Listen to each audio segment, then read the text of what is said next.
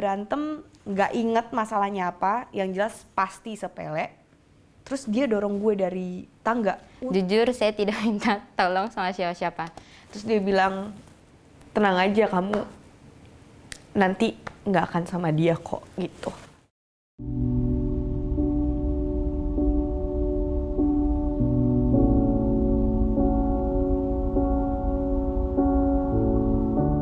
Halo, nama aku Shera, aku umur 25. Halo, gue Gloria Jessica, gue umur 27 tahun.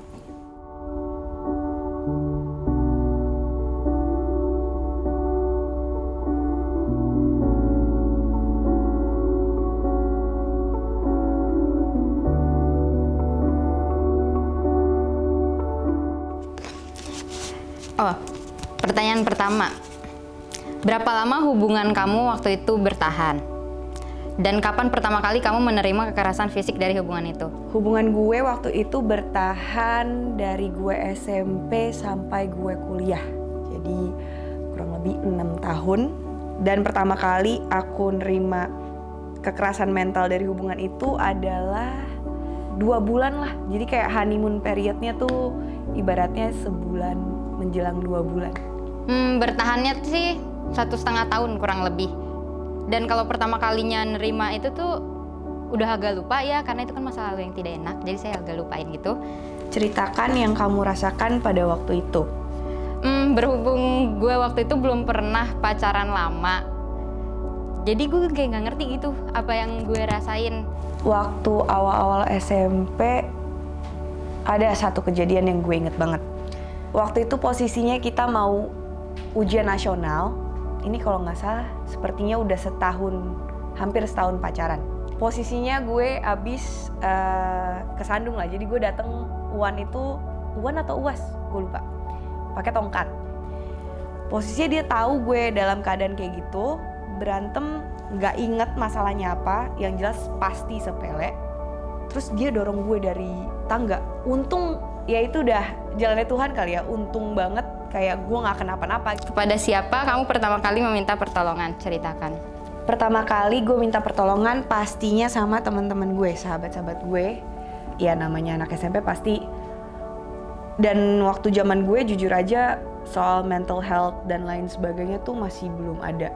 Ada namanya guru BP, cuman namanya kalau misalnya kita tiap kali konseling, sering aja tuh kayak kita suka, ceritanya bocor gitu. Jadi dari situ gue ngerasa, ya nggak mungkin juga tuh bisa dipercaya ya. Jadi akhirnya ujung-ujungnya ya sama teman-teman lagi, karena mereka yang ngeliat, mereka yang ada.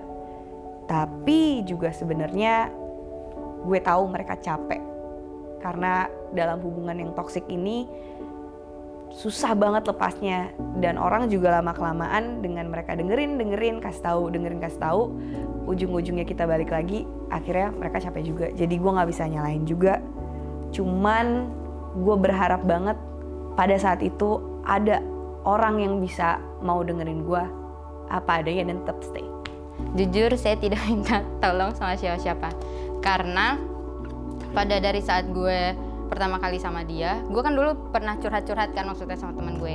Terus dia pernah bilang kayak, ceritain aja semua ke teman-teman lo keburukan gue biar semua orang tahu kalau gue kayak gitu. Terus gue langsung kayak, padahal sebenarnya gue nggak ceritain kudengan, gue cuma sharing segala macam. Dia nggak suka kalau gue curhat sama orang. Jadi semenjak itu gue nggak pernah curhat sama siapapun tentang dia kayak gitu. Apa yang membuat kamu sadar bahwa hubungan itu harus berakhir? Gue nggak mikir itu harus berakhir sih. Malah gue mikir kayak, aduh gue harus pertahanin banget sih, karena gue udah ngelewatin banyak hal kayak gini. Masa sih gue dengan cepetnya kayak gue udah bertahan nih dari dia yang kayak gitu lah segala macam. Masa iya gue langsung udahin kayak gitu. Jadi gue bertahan sampai 1,5 tahun itu, akhirnya poin dimana tiap gue curhat sama temen gue, akhirnya gue mulai terbuka kan sama temen gue tuh curhat kejelekan dia terus gitu. Baru gue sadar, oh apa janjian sebenarnya gue tuh juga udah nggak tahan, gue udah nggak sayang, udah segala macem. Dan temen gue juga udah kayak, ya udah kok kayak gitu lo ngapain sih pertahanin pun dia juga selalu mutusin gue. Yang membuat gue sadar adalah yang tadinya namanya orang punya hubungan, apalagi gue masih dalam usia belia, masih SMP gitu, ngelihatnya oh ya nggak apa-apa, semua apa-apa pertama sama dia, bangun kenangan semua sama dia, nakal bareng apa segala macam, pokoknya bareng dia. seru-serunya juga bareng dia. Cuman di situ pada saat itu gue percaya, oh suatu saat pasti berubah gitu. Ada satu guru gue malah, jadi dia tiap kali gue habis jalan, tiap kali gue habis jalan pasti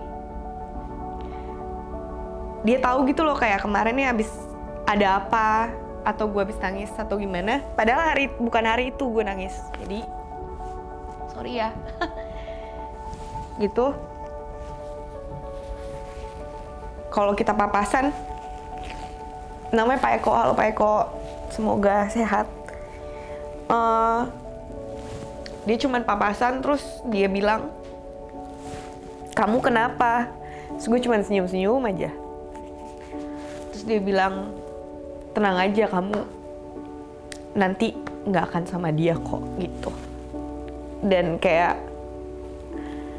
pada saat itu sebenarnya kalimat itu simple aja ya, cuman jadi pegangan gue bahwa oh iya, suatu saat gue pasti bisa lepas gitu. Meskipun lama banget, kayak gue membutuhkan waktu sampai 6 tahun gitu. Apa pesan yang ingin kamu sampaikan kepada teman-teman yang sekarang yang masih bertahan dalam abusive relationship? Yang pengen gue sampaikan ke kalian yang masih stuck dalam relationship yang mungkin seperti gue dulu alami, atau bahkan mungkin lebih parah, tapi gue yakin buat tiap kalian itu mau gede kayak mau kecil, kayak tetap hal-hal yang menyiksa itu pasti berat buat hidup lo. Tapi percaya bahwa itu semua bakal lo lewatin ketika lo masih punya harapan, lo masih punya keyakinan, lo sayang, lo kedepanin dulu diri lo. Karena percaya sama gue, lo berharap dia berubah, itu bukan tugas kita sayang, gitu. Bukan tugas kita untuk handle kehidupan diri kita sendiri aja susah, gimana kamu mau nge-handle orang lain?